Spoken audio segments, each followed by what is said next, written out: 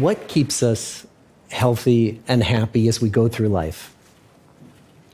If you were going to invest now in your future best self, where would you put your time and your energy?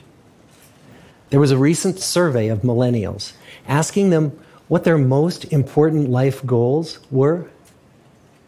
And over 80% said that a major life goal for them was to get rich. And another 50% of those same young adults said that another major life goal was to become famous. And we're constantly told to lean into work, to push harder and achieve more. We're given the impression that these are the things that we need to go after in order to have a good life. Pictures of entire lives, of the choices that people make and how those choices work out for them, those pictures are almost impossible to get. Most of what we know about human life, we know from asking people to remember the past. And as we know, hindsight is anything but 20/20. We forget vast amounts of what happens to us in life, and sometimes memory is downright creative. But what if we could watch entire lives as they unfold through time? What if we could study people from the time that they were teenagers all the way into old age to see what really keeps people happy and healthy? We did that. The Harvard study of adult development may be the longest study of adult life that's ever been done. For 75 years, we've tracked the lives of 724 men. Year after year, asking about their work, their home lives, their health, and of course, asking all along the way without knowing how their life stories were going to turn out. Studies like this are exceedingly rare. Almost all projects of this kind fall apart within a decade because too many people drop out of the study, or funding for the research dries up, or the researchers get distracted, or they die, and nobody moves the ball further down the field. But through a combination of luck and the persistence of several generations of researchers, this study has survived. About 60 of our original 724 men are still alive, still participating in the study, most of them in their 90s. And we are now beginning to study the more than 2,000 children of these men. And I'm the fourth director of the study. Since 1938, we've tracked the lives of two groups of men. The first group started in the study when they were sophomores at Harvard College. They all finished college during World War II, and then most went off to serve in the war. And the second group that we've followed was a group of boys from Boston's poorest neighborhoods. Boys who were chosen for the study specifically because they were from some of the most troubled and disadvantaged families in the Boston of the 1930s. Most lived in tenements, many without hot and cold running water. When they entered the study, all of these teenagers were interviewed, they were given medical exams. We went to their homes and we interviewed their parents. And then these teenagers grew up into adults who entered all walks of life. They became factory workers and lawyers and bricklayers and doctors, one president of the United States. Some developed alcoholism. A few developed schizophrenia. Some climbed the social ladder from the bottom all the way to the very top. And some made that journey in the opposite direction. The founders of this study would never in their wildest dreams have imagined that I would be standing here today, 75 years later, telling you that the study still continues. Every 2 years, our patient and dedicated research staff calls up our men and asks them if we can send them yet one more set of questions about their lives. Many of the inner city Boston men ask us, "Why do you keep wanting to study me? My life just isn't that interesting." The Harvard men never asked that question.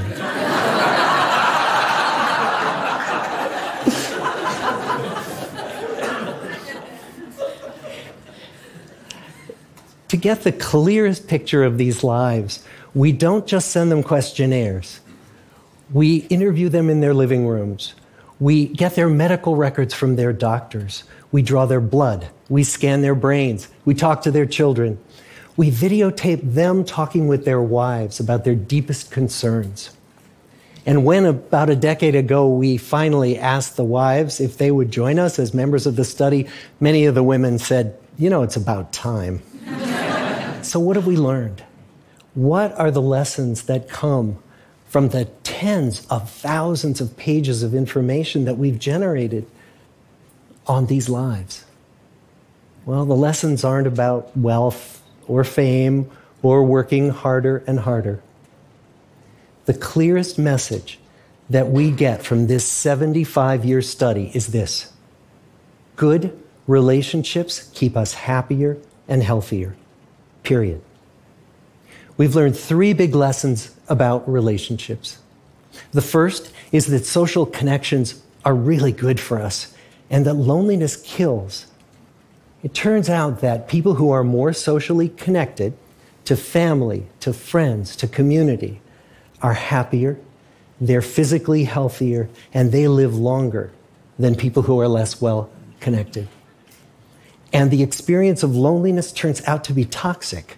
People who are more isolated than they want to be from others find that they are less happy, their health declines earlier in midlife, their brain functioning declines sooner, and they live shorter lives than people who are not lonely. And the sad fact is that at any given time, more than 1 in 5 Americans will report that they're lonely. And we know that you can be lonely in a crowd and you can be lonely in a marriage.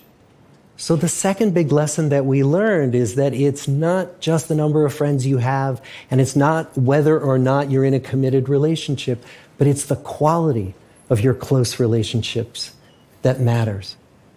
It turns out that living in the midst of conflict is really bad for our health.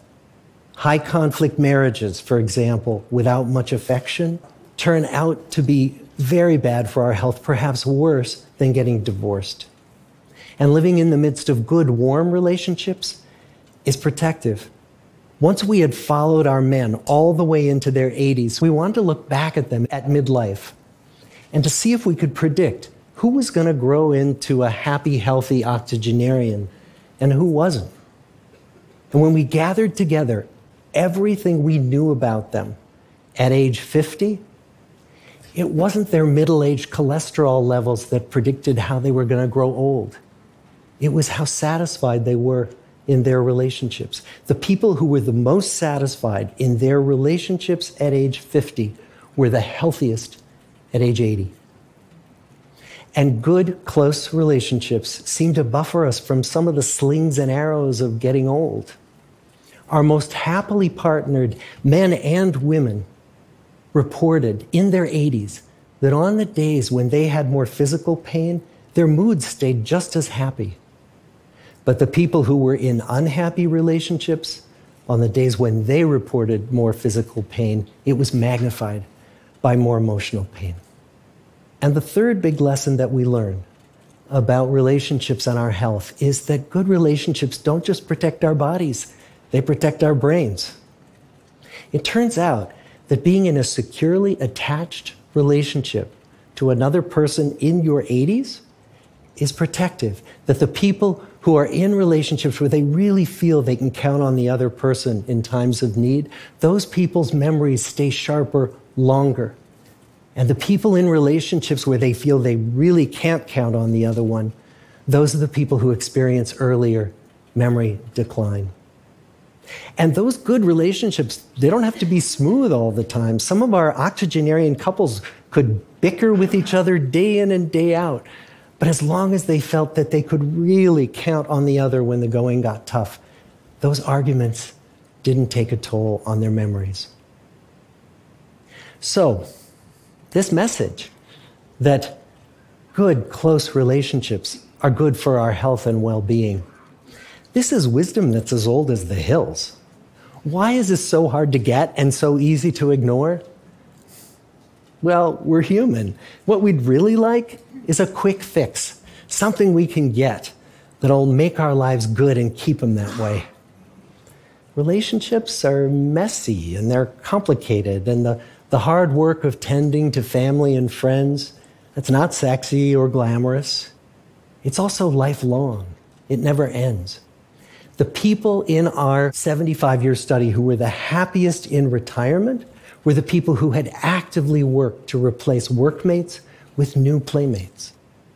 Just like the millennials in that recent survey, many of our men, when they were starting out as young adults, really believed that fame and wealth and high achievement were what they needed to go after to have a good life.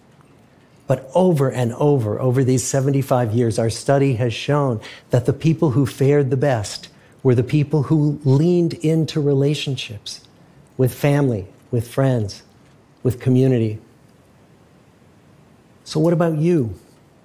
Let's say you're 25, or you're 40, or you're 60. What might leaning into relationships even look like? Well, the possibilities are practically endless. It might be something as simple as replacing screen time with people time, or livening up a stale relationship by doing something new together, long walks or date nights, or reaching out to that family member who you haven't spoken to in years, because those all too common family feuds take a terrible toll on the people who hold the grudges. I'd like to close with a quote from Mark Twain. More than a century ago, he was looking back on his life, and he wrote this: "There isn't time, so brief is life, for bickerings, apologies, heartburnings, callings to account. There is only time for loving, and but an instant, so to speak, for that.